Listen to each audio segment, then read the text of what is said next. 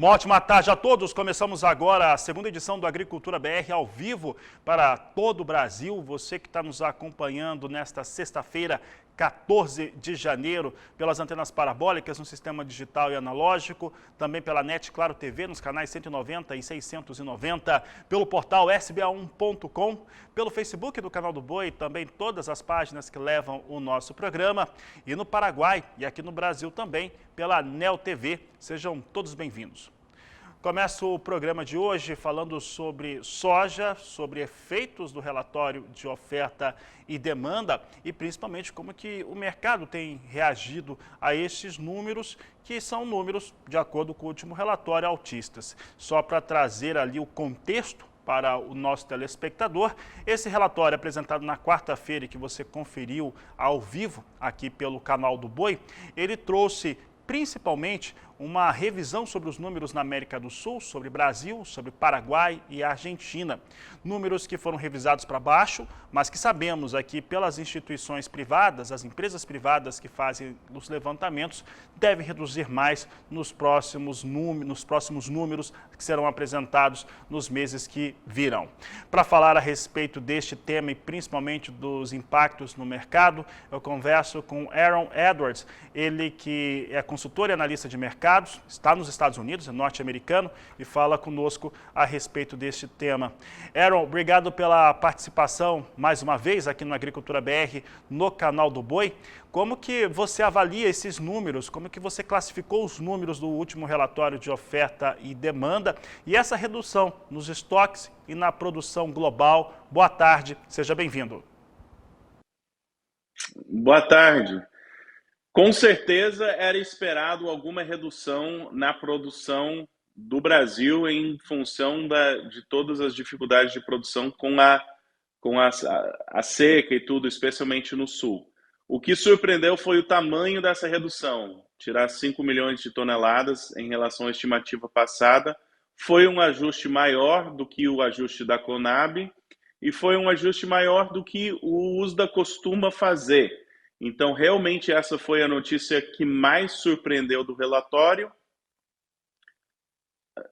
De cara é autista. O que preocupa um pouco é que os mercados não subiram com essa notícia autista. Ou seja, a movimentação de preço veio na expectativa do ajuste e não no ajuste em si. Indo para frente, o pessoal em Chicago está de olho. Agora, a atitude é a seguinte: olha, a quebra de safra no Brasil não é mais novidade. O que pode surpreender é a Argentina, que está muito quente e está seco, e o USDA não reduziu muito a produção da Argentina ainda. Então, ajustes que seriam mais altistas, de olho na Argentina, estão esperando chuvas nessa próxima semana, tem feriadão, assim, segunda-feira o mercado não abre e tem muita cautela, por isso essa volatilidade na movimentação hoje. Mas o preocupante para preço é que teve a movimentação, teve a notícia altista e o preço recusou a ir mais alto, ou seja, estava precificado antes do relatório. Aaron, sobre essa questão da precificação, né, ela acabou tendo esse cenário, né, de valores a serem remunerados antes, principalmente em Chicago. Chicago hoje tem tido influências maiores de outros cenários, principalmente sobre o cenário do mercado financeiro, que teve números apresentados principalmente aí nos Estados Unidos, talvez um pouco mais negativos em relação à economia? Sim, para pensar na movimentação de preços, tem que pensar nos fundos especuladores. O que os especuladores estão fazendo? Essa alta no preço do milho que nós estamos carregando já há mais de um ano, você tem a posição comprada dos fundos extremamente alta. A soja chegou a 0, ou seja, os especuladores não estavam nem comprados nem vendidos, e nessa última subida de preços, os especuladores que carregaram o preço para alto. A grande pergunta é se algum outro bem vai atrair a atenção desses investidores e eles vão sair das commodities. E de olho na inflação nos Estados Unidos. Aqui está com pressão inflacionária, estão comprando commodities, dando preferência para commodities agrícolas, Mas, por exemplo, um aumento na taxa de juros por aqui poderia tirar esse capital do mercado e o preço despencar, e isso não tem nada a ver com o quadro fundamentalista, isso tem a ver com a questão financeira. Então, é muito importante para quem acompanha preço acompanhar a economia norte-americana, porque eles podem tirar esses fundos das commodities e isso derrubar preço independente do quadro fundamentalista. Então, excelente colocação sua. Aaron, tem continuando aí sobre os fundos, sobre os investimentos e principalmente o mercado financeiro, né? E os números que têm sido apresentados nos Estados Unidos, do setor financeiro, da sua economia, somados também a outros fatores como petróleo mais elevado, ali sendo negociado próximo ali à marca de $80 por barril. Temos também um dólar que durante essa semana, principalmente no Brasil, por exemplo, ele acabou tendo uma desvalorização. O real que valorizou frente ao dólar, desvalorizou frente ao real, mas o dólar caiu frente a um pacote de moedas. Organizando esse cenário, claro que o dólar continua muito bem remunerado, né? Continua com valores mais altos. Considerando esses fatores, mercado financeiro, petróleo, a demanda sobre soja e também essa questão do dólar, como que o mercado deve andar a partir de agora? O quadro fundamentalista é favorável para preço. O que eu quero dizer com isso? Estamos com estiagem, já teve a quebra no Brasil por seca, mas ainda tem a safrinha de milho por vir. A Argentina está tendo dificuldade com a produção. Emendando essas histórias, quando o Brasil tiver com milho safrinha pendoando, aí já começa o plantio por aqui de milho, de soja, expectativa de ajuste de área em função dos insumos altos. Então, o quadro fundamentalista todo favorece preço. Isso é a notícia animadora. O que tem que ter cautela é que nós estamos tendo, como nós vimos hoje, o quadro fundamentalista saiu o relatório, favorece preço, mas o preço está despencando. Então, tem que tomar cuidado se esses grandes fundos vão, digamos, punir as commodities em prol de outros investimentos. E isso é uma palavra de cautela. Então, não fica de olho só focado no quadro fundamentalista, que é altista, isso é muito bom. Mas tem que ficar de olho nas finanças. E eu diria que não é motivo nem o dólar, nem o quadro econômico atual, não é motivo de alerta ainda. Mas com certeza tem que ficar de olho para ver se nós estamos tendo um shift, uma mudança nessa conjuntura. Está cedo para falar que mudou e que os fundos estão saindo das commodities, mas tem que ficar de olho nesse cenário. Aaron, para encerrarmos a nossa entrevista, você conhece bem aqui a produção brasileira, principalmente no Mato Grosso, e aqui o produtor brasileiro, ele tem tentado segurar ao máximo a sua oleaginosa, a sua soja, em relação às posições de venda em relação à sua produção. Primeiro que ele acredita que sobe mais, e ele acertou se comparado ao ano passado, e outra que ele estava muito focado com seus problemas no campo. O que você diria para esse produtor em termos de estratégia? Como que ele deve comercializar essa produção? Eu costumo falar que nem toda soja na fazenda é igual do ponto de vista de comercialização. Na minha concepção, soja disponível da safra passada já era para ter vendido. Soja que você se sentia confortável em fixar o preço, na última subida, antes do relatório do USDA, estava fixando esse preço.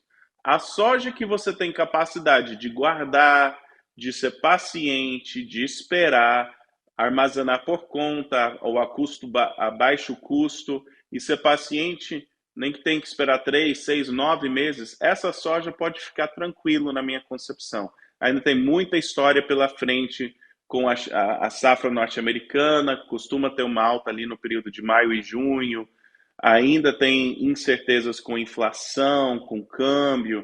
Então, não é um momento de desespero, mas tem que tomar cuidado com as vendas e ser estratégico nas vendas e aproveitar as oportunidades. Não trata toda a soja como sendo igual. Soja que tem prazo para entrega, tem que respeitar o prazo. Soja que você pode esperar bastante tempo, tanto financeiramente quanto de condição do grão, aí é outra história. Tá certo, Aaron. Eu agradeço a sua participação aqui no canal do Boi, no Agricultura BR. Um grande abraço a você. Abraço. Aaron Edwards, falando sobre os efeitos do relatório, né, como que o mercado reagiu. E você vai agora acompanhar comigo como é que vem os negócios com soja em Chicago. Já antecipo que operaram em queda durante todo o dia de hoje. E nós temos agora a soja em Chicago recuando, mas é um recuo até menor do que nós tínhamos há cerca de uma hora. Posição de março vem a 13 dólares, 68 centes mais 6 o bushel. A queda é de 0,62%. Maio, 13 dólares, 78 centes mais 2 o bushel, queda de 0,65%. Julho a 13 dólares, 85 centes mais 6 o bushel, com recuo de 0,65%. E agosto, 13 dólares, 66 centes mais 2 o bushel, com queda de 0,65%. São os números que eu destaco agora com soja na Bolsa Norte-Americana de Chicago.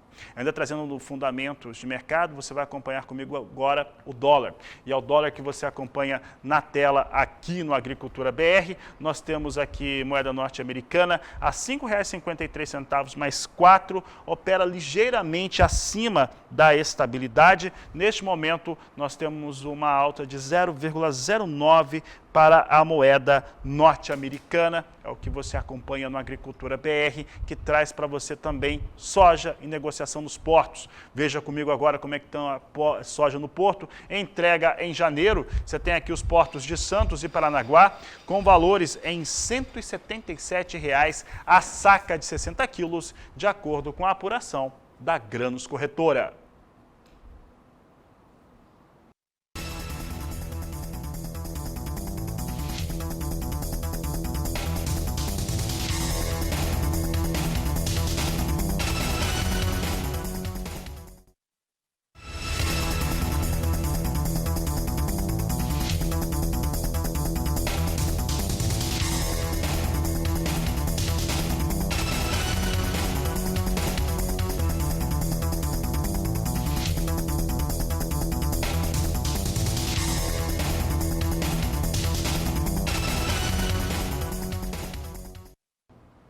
A seguir, no Agricultura BR, eu vou conversar com André Debastiani, coordenador do Rally da Safra. Vamos falar a respeito dos primeiros números que estão sendo apresentados, entrevista ao vivo também aqui no próximo bloco. Vou trazer também os números para a previsão do tempo e também como é que foram a visita da ministra Tereza Cristina Corrêa da Costa nos estados brasileiros afetados pela estiagem. Por aqui o Agricultura BR traz informações, os primeiros números relacionados ao Rally da Safra. E para falar a respeito deste tema, vou conversar agora com André Debastiani, coordenador desta iniciativa, a única do setor privado que traz esse acompanhamento técnico no campo. E, Debastiani, eu tenho acompanhado nas mídias sociais as equipes andando, mandando os vídeos, o que eles têm visto por aí, nos grupos também do Rally da Safra. Como é que vocês avaliam esse momento da safra no campo aí brasileiro, para a soja principalmente, e o milho primeira safra? Boa tarde, seja bem-vindo. Boa tarde, Fabiano. Satisfação participar novamente do programa de vocês e trazer as informações aqui a respeito do Rally da Safra. Estamos iniciando mais uma etapa, a 19ª, e nossa equipe já está no campo, levantando essas informações e trazendo essas informações para vocês, né, como você mesmo está acompanhando. Essa que é uma safra, Fabiano, que tem duas realidades bem distintas, né? Uma realidade quando a gente olha para o centro-sul do Brasil, faltando chuva, já perdas aí bastante consolidadas em função da seca, e uma outra realidade quando a gente olha para o centro-oeste, norte, nordeste do Brasil, onde era boa expectativa, né? Apesar de ter boas condições da safra, a gente vê o clima chuvoso atrapalhando as lavouras. Então, chuva no norte do Brasil, centro-oeste, norte do Brasil, e seca no sul é o que caracteriza essa safra, e aí está o nosso desafio, né? De conseguir dimensionar os problemas causados tanto por excesso quanto a falta da chuva. Debastiani, em relação aos números, né, ontem nós tivemos no final da tarde o Rally da Safra trazendo, você trazia uma apresentação já com um pouco do apanhado do que vocês estão vendo no campo. O que esses números apontam para essa safra brasileira? Bom, acho que a primeira informação que a gente traz aqui é que está ficando cada vez mais difícil a gente seguir aquela nossa rota de todo ano, trazer aqui a notícia que estamos batendo um recorde de produção novamente. Pelas estimativas pré-rally, que são as estimativas que a gente divulgou ontem, a gente não está vendo isso. Na verdade, a gente está vendo uma safra de 134,2 milhões de toneladas, né? Ela é 2% abaixo da safra passada, que a gente produziu 137 milhões, e é uma safra muito abaixo do nosso potencial produtivo. A gente tem que trazer aqui informação para vocês que a safra de soja desse ano, a gente está plantando 2 milhões de hectares a mais. Estamos chegando aí a 40,7 milhões de hectares. Então, esse incremento de área colocaria a gente numa posição muito favorável para, de novo, vir aqui e anunciar uma nova safra recorde, né, acima dos 144, 45 milhões de toneladas. Mas o fato é que, em função dessas intempéries climáticas, a gente já tem 10 milhões de toneladas que se perderam aí no caminho e que a gente não consegue recuperar. E ainda, a gente tem que ver como é que vai ser a evolução do clima daqui para frente, porque tem muitas regiões ainda que dependem de chuva. Vamos falar do próprio Rio Grande do Sul, que está vivendo um momento muito difícil, né?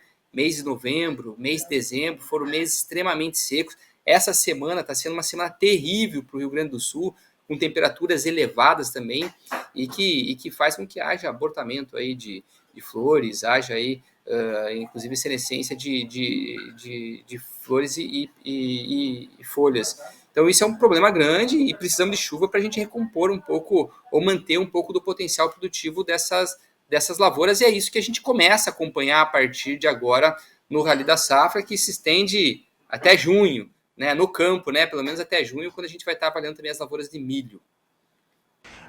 Debastiani, deixa eu fazer uma pergunta para você a respeito de como que a equipe, né, as equipes estão atuando aí no campo.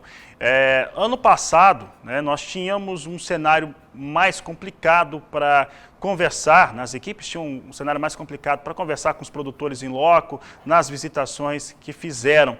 Este ano, até por conta da aceleração de vacinação, também alguns cenários que mudaram, isso facilitou o acesso das equipes nas suas áreas de pesquisa? Sim, Fabiano, a gente está adotando nesse ano um modelo híbrido, vamos dizer assim, né? A parte de campo a gente já fez ano passado, né? Com toda uma segurança de saúde das nossas equipes, e eles seguem esse ano também equipes muito mais separadas, equipes que não têm tanto uma interação entre elas, mas o trabalho de campo a gente continua fazendo. O que a gente teve que suspender ano passado, e que agora a gente retoma, é os encontros presenciais, né? Então, a gente volta a ter aí os eventos presenciais, a gente volta a ter as reuniões com produtores presenciais também, mas sem abandonar o modelo virtual, porque deu muito certo no passado. Então, esse ano agora, ontem, já fizemos um evento virtual de divulgação da safra, vamos fazer, a partir de abril, os encontros presenciais com os produtores, mas daí fazer os virtuais para compor essas informações. Então, a gente vai aprendendo, né, com o passar do tempo, tentando tirar as coisas boas também que a pandemia trouxe para a gente aqui, e essa via virtual a gente não vai deixar de seguir ela, também vamos trilhar esse caminho e trazendo o que há de bom dos dois modelos. Certo, então, André Debastiani, quero agradecer a sua participação aqui no Agricultura BR, no canal do Boi. Eu que agradeço aí, Fabiano, a oportunidade e convidá-los aí a seguir o Rally pelas redes sociais, que todo dia tem informação lá nova também para vocês, e fico à disposição para trazer em breve novidades aqui também. Um grande abraço. Certo, Debastiani, você é sempre convidado aqui no Agricultura BR, sempre muito bem-vindo. Olha, por aqui eu sigo falando a respeito de mercado, né? Nós víamos agora há pouco a análise do Aaron Edwards, norte-americano, analista de mercado, e ele falava a respeito desses efeitos, né, que temos em relação ao mercado de soja, vindo principalmente afetado pelo mercado financeiro. Esse é um aspecto importante. Fundamentos do mercado da soja permanecem inalterados em relação à demanda, em relação às perdas na América do Sul, principalmente no Brasil. Foi isso que conversamos com ele, conversei também nesta última quinta-feira com o Brandalize aqui ao vivo, então precisa estar muito atento a isso e principalmente o Aaron trouxe essa informação, né? O produtor tem que manter aí a sua soja negociando aos poucos mesmo, se pode manter dentro da propriedade, mantenha, porque tem ali um cenário positivo, só tem que ficar de atento ao dólar e também esse mercado financeiro que às vezes pode trazer um impacto diferente. Para o milho nós temos perdas também fortes na primeira safra, milho que hoje vem subindo no mercado futuro, posição de janeiro R$ 96,51 a saca, com alta de 0,70%, março R$ 98,51 por saca de 60 quilos, alta de 0,40%, posição de maio R$ 94,76 por saca, com uma elevação de 0,79% e julho R$ 89,35 a saca de 60 quilos, alta de 0,68%. São os números que eu vou trazendo para milho no mercado futuro brasileiro, milho aí na B3, portanto, números que você acompanha diariamente aqui no Agricultura BR, no canal do Boi. Falo agora a respeito de previsão do tempo, e a previsão do tempo, neste momento, ela também traz, né, e esse compromisso do canal do Boi, traz também como é que estão os cenários em relação ao produtor rural, em relação aos trabalhadores rurais e os levantamentos de perdas. E, infelizmente, se for calcular e colocar na ponta de lápis, nós temos aí produtores rurais, estou falando dos produtores, aqui na região centro-sul, sul do Brasil e sudeste do Mato Grosso do Sul, com perdas só dos produtores ultrapassando 50 bilhões de reais no campo. Tá? Isso vai aumentando de acordo com o que você vai avançando dentro das cadeias produtivas, o que deixa de gerar em relação ao financeiro, à lucratividade, à rentabilidade, que é o que gera emprego, que gera trabalho e renda no Brasil. Então, lá na cidade tem gente que trabalha, tem trabalho e tem emprego exatamente porque no campo foi feito. E aí, a Emater, lá de Minas Gerais, estado castigado pelo excesso de chuvas, está completamente saturado o solo de Minas, tem esses problemas e os trabalhadores rurais ali tem um número de 127 mil que foram impactados de acordo com a Emater. Sobre este cenário e também como é que está a situação no campo, do clima, nós vamos conversar agora com Renata Ferreira. Boa tarde, Renata. Boa tarde, Fabiano. Boa tarde também a você que nos acompanha. Hoje eu destaco os impactos da chuva nos últimos dias em áreas produtoras do estado mineiro. A precipitação em Minas Gerais causou prejuízos a produtores de milho, feijão e hortaliças. De acordo com a Emater do estado mineiro, cerca de 127 mil trabalhadores do campo tiveram danos nas lavouras. Olhando para a produção de milho no estado mineiro, 23,3% da safra verão foi atingida, principalmente nas faixas norte, nordeste e centro. A safra de feijão foi também prejudicada, além das hortaliças, que teve prejuízo de 37% das lavouras. E a partir de hoje, Fabiano, a chuva tem uma leve redução em Minas Gerais e também em partes aí do Espírito Santo. Com o tempo mais aberto, as temperaturas também voltam a subir. Sobre o centro-oeste, a chuva também começa a perder força. Goiás e Distrito Federal, ela ocorre de forma mais isolada e passageira. Mas ao norte do Brasil, o tempo também muda, viu? A chuvarada também vai perdendo força e no estado do Tocantins são maiores as aberturas de sol. No Nordeste, instabilidades em altos níveis levam temporais e trovoadas frequentes entre o Maranhão até o Rio Grande do Norte. Essa chuva tem beneficiado áreas do sertão nordestino, mas no Piauí e Maranhão essa chuvarada já vem provocando transtornos com aumento de nível dos rios e também áreas inundadas. E no sul, como eu disse anteriormente, é o calorão que predomina. As áreas mais afetadas são o meio-oeste do estado gaúcho, oeste de Santa Catarina e sudoeste aí do Paraná. No estado gaúcho, a temperatura máxima se aproxima dos 42 a 43 graus. A sensação térmica, Fabiano, ficará bem próxima da temperatura real, pois o ar está muito seco e não há previsão de sensação térmica na casa dos 50 graus, não. O calor mais intenso deverá acontecer no final de semana e também na próxima segunda-feira. A boa notícia é que tem previsão de retorno da chuva neste domingo. Ela chega em forma de tempestades, com rajadas de vento que podem alcançar os 75 km por hora. Fabiano, é com você. Bom, e todo esse cenário, Renato, obrigado pela participação mais uma vez, uma boa tarde. Renato, que volta ainda durante a programação aqui do Canal do Boi, em toda a nossa programação. Mas sobre essas ações, esses efeitos que você viu ali, principalmente nas regiões muito afetadas pela chuva, as regiões que estão em seca.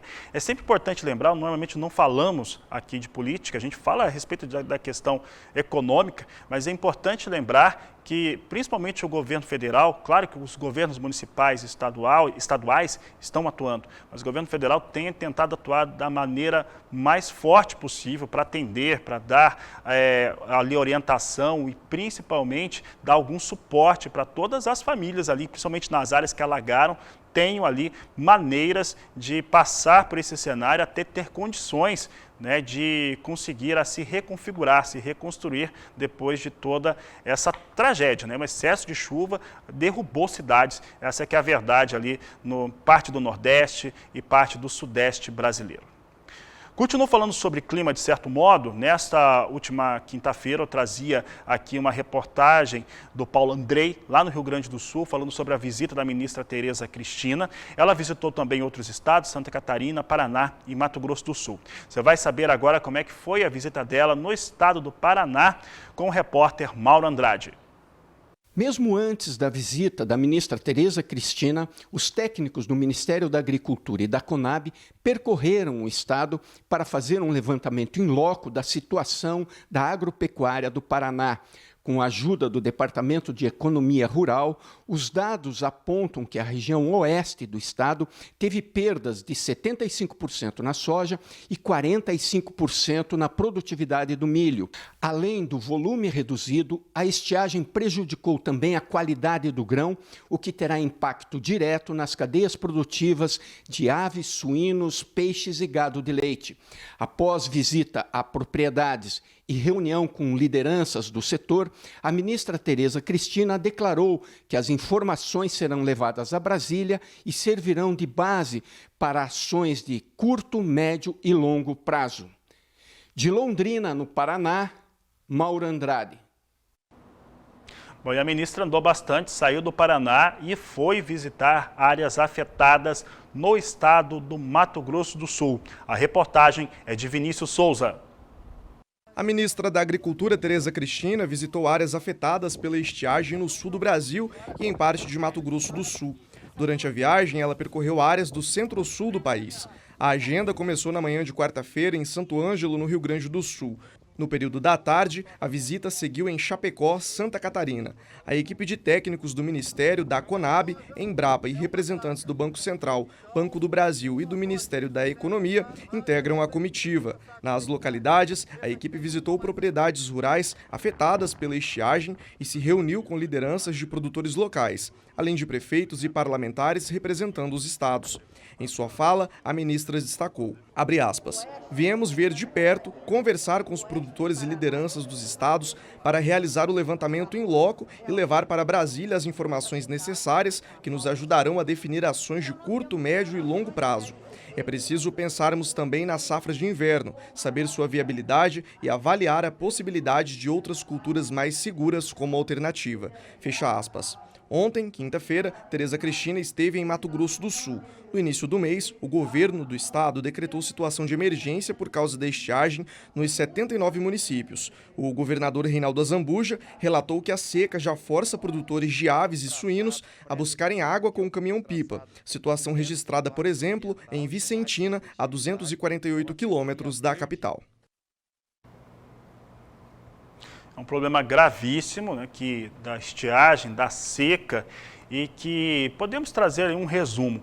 Lá no Rio Grande do Sul, né, foi feito o mesmo procedimento. As autoridades locais, as lideranças políticas, as lideranças do agro, mostraram que o Rio Grande do Sul tem possibilidades de lidar com essa questão climática.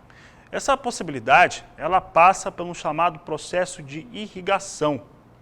Só que para fazer a irrigação, e é sempre importante lembrar que estamos sobre a maior reserva de água do mundo, né? Nós estamos sobre o aquífero Guarani, reserva de água doce, evidentemente, do mundo. Então, temos ali um cenário que é possível lidar com uma situação de seca, uma situação de calor intenso, de estiagem prolongada. Quando você tem esses efeitos climáticos, o Laninha trouxe essa chuva toda do centro-norte do Brasil, e centro-sul ficou sem chuva. Então, tem como lidar com um cenário desse, principalmente quando é chuva. No Rio Grande do Sul, com irrigação. Só que você tem uma série de travas, de entraves, posso dizer assim, em relação à legislação para fazer isso. As outorgas lá no Rio Grande do Sul, aliás, a outorga para conseguir fazer irrigação, para extrair água do solo, é complicado em qualquer parte do Brasil. Tá? Mas no Rio Grande do Sul agora é uma questão de necessidade. Então lá está muito travado. Então parte dos problemas, tanto para você manter a produção de alimentos, quanto também para ter água para as populações, poderia ser resolvido com uma legislação estadual mais simples. Isso no caso do Rio Grande do Sul. Parte do Paraná também tem cenários que poderiam lidar assim, e o Mato Grosso do Sul é um estado que ficou heterogêneo, né, em relação aos efeitos da seca. Parte do Mato Grosso do Sul vem bem, sim, ali a área de Maracaju vem com uma região que vem com um cenário que vem com bom desenvolvimento das lavouras. Entretanto, o sudoeste do Mato Grosso do Sul é tão castigado quanto o Paraná, Santa Catarina e Rio Grande do Sul. Para encerrar, eu vou trazendo agora as informações do mercado do café. Atenção, cafeicultor. Vou trazer aí informações do café arábica negociado em Nova York. Vem com alta neste momento, com a posição de março a $2, 38 centes mais 50 libra-peso, alta de 0,63%. Maio, $2, 38 centes mais 50 libra-peso, alta de 0,73%. Destaco também julho, $2, 37 centes mais 75 libra-peso, alta de 0,72%. E setembro, $2, 35 centes mais 80 libra-peso, a alta é de 0,27%. Para encerrar, você acompanha comigo como é que vem o dólar, moeda norte-americana. Nós temos o dólar agora com uma alta, agora apresentando um pouquinho de alta, 0,17% de alta, a R$ 5,53 mais 8. Com essas informações, essa edição do Agricultura BR fica por aqui. Eu volto logo mais às 16 horas no horário de Brasília, sempre ao vivo e aí trazendo o que você precisa saber para realizar bons negócios. A todos uma ótima tarde e até lá!